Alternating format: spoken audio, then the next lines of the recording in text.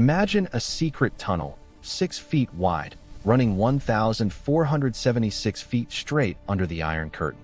Inside it, American and British spies listening to the Soviet military's most private conversations, troop movements, nuclear plans, orders from Moscow itself. For 11 months and 11 days, the CIA and MI6 pulled off one of the boldest espionage heists of the Cold War. They called it Operation Gold. But here's the twist that still shocks historians. The Soviets knew about the tunnel from the very first day, and they let it run anyway. This is the unbelievable true story of the Berlin Tunnel. By 1954, Berlin was the front line of the Cold War.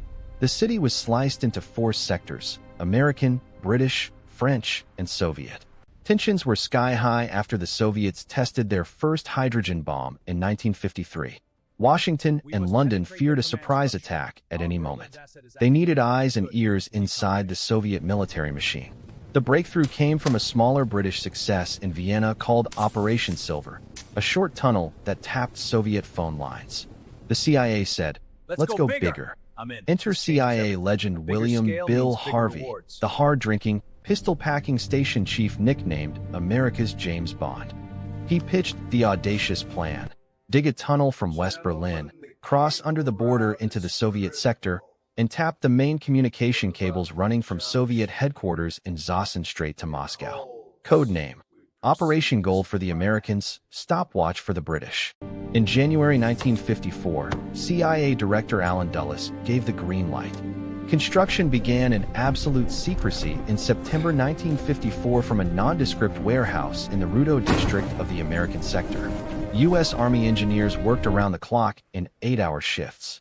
They had to dig 20 to 30 feet underground, remove over 3,100 tons of soil, enough to fill 20 living rooms, without anyone noticing.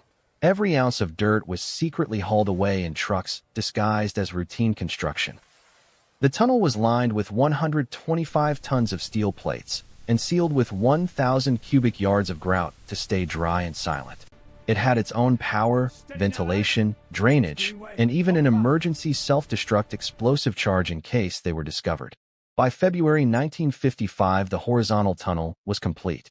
British technicians then dug the final vertical shaft straight up to the 3 thick Soviet telephone cables. Total length: 1,476 feet. Cost: millions of dollars. Risk: catastrophic if the Soviets found even one loose shovelful of dirt. On May 11, 1955, the taps went live. For the next 11 months, American and British listeners monitored over 500 connections at once.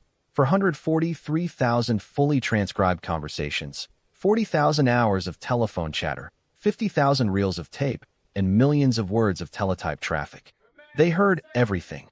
Soviet generals complaining about East German troops, real-time orders on troop movements across Eastern Europe, details on the brand-new East German army, even early warnings about Soviet atomic energy projects. One CIA report later called it an intelligence bonanza.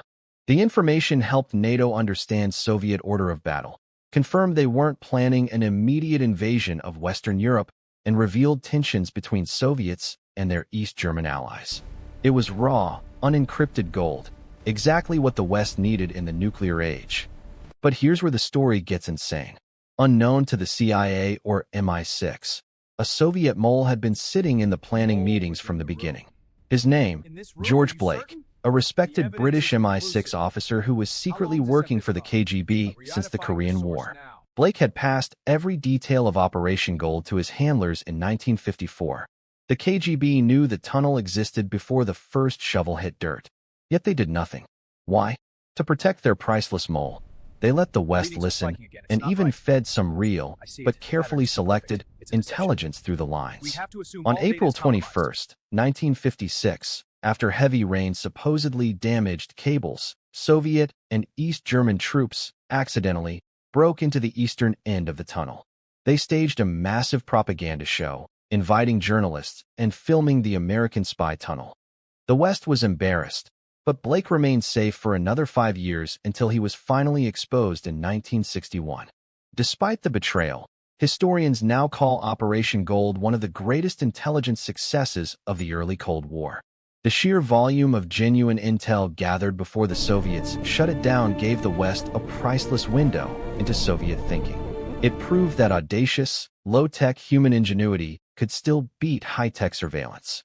Just like Operation Argo, it was a masterclass in Cold War deception, except this time the spies were literally under the enemy's feet. Operation Gold showed both sides how far they would go in the Shadow War, and it set the stage for decades of tunnel and wiretapping espionage that continues today. If you love this deep dive into real spy history, smash that like button, subscribe, and hit the bell. Next up, the failed Iran rescue that almost made Argo impossible, Operation Eagle Claw.